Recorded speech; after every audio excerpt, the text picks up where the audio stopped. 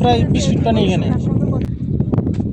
আসলে এই নদী, এই যে রাস্তাটি, এই রাস্তাটি অষ্টগ্রাম থেকে একদম বিশ্ব রোড হয়ে ঢাকা পর্যন্ত যোগাযোগ আছে, কিন্তু এখন যে অবস্থা চলছে, আগামী 2 দিনের মধ্যে এই রাস্তাটুকু অলরেডি মানে টোটালি ভেঙে চলে যাবে মনে হচ্ছে।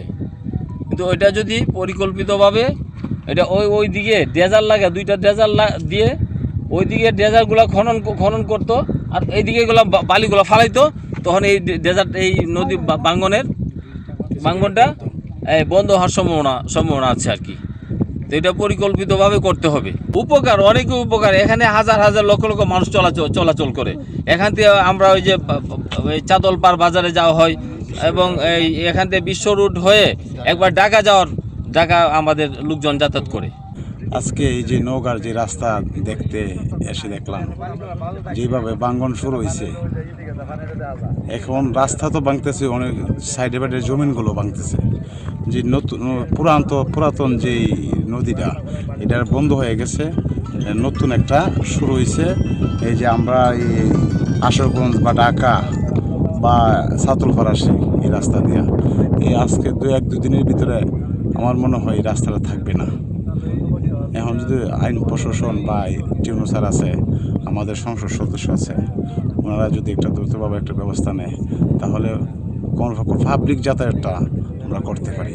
আজকে অষ্টগ্রাম টু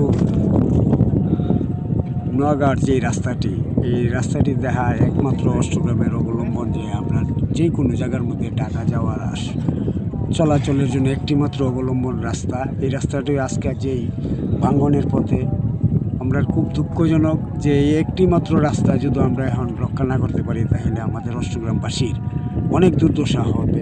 আমি আশা করি প্রশাসনিকভাবেও মাননীয় সংসদ সদস্য দ্রুত গতিতে যাতে এই রাস্তাটির মেরামত করার জন্য আমি জোরালোভাবে অনুরোধ করছি।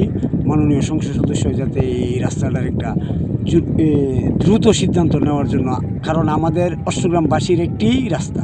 বাঙ্গালপাড়া ইউনিয়নের এই নওগাঁও গ্রামটিকে, অলয়েদের রাস্তাকে অতি দ্রুত ব্যবস্থা নিয়ে রক্ষার জন্য আমি সরকারের কাছে, প্রশাসনের কাছে আবেদন জানাচ্ছি। না হয় অচিরেই এই গ্রাম ও রাস্তা নদীগর্ভে বিলীন হয়ে যাবে, যা বাঙ্গালপাড়া ইউনিয়নের নওগাঁওর সর্বস্তরের জনগণের জন্য সারা জীবনের দুঃখ হিসেবে বয়ে যাবে।